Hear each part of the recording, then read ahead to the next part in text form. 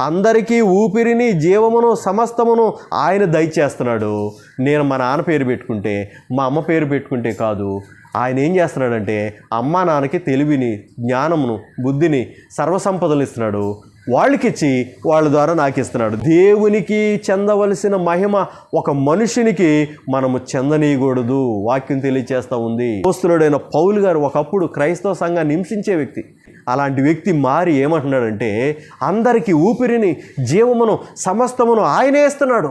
చాలామంది అంటారు ఈ గోదావరి పక్కన ఉంది కనుక ఈ గోదావరి ద్వారా, ఇందులో వచ్చే కలప ద్వారా, చేపల ద్వారా మేము జీవిస్తున్నాం అని అంటారు.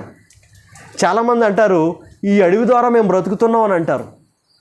ఇలాగ వాళ్ళకున్న ఏమైనా అంటారు. అది దేవుడు మనకిచ్చాడు. దేవునికి స్తోత్రం కలుగును గాక. నీ మనసుకి, నీ అంతరంగానికి పాపక్షమాపణ కావాలంటే అది నీ అంతరంగాన్ని ఏ డాక్టర్లు కూడా, ఏ వైద్యులు కూడా గ్రహించలేరు కనుక, ఏ వైద్యులు కూడా సరిచేయలేరు కనుక నీ అంతరంగాన్ని బాగు చేయగలిగింది, నీ యొక్క అంతరంగాన్ని శుద్ధి చేయగలిగింది కేవలం దేవుడేనని, నేనేనని యేసు ప్రభువారు సెలవిస్తూ ఉన్నారు. దేవుడు ఏం చేస్తాడంటే హృదయాన్ని ఎరిగినవాడు.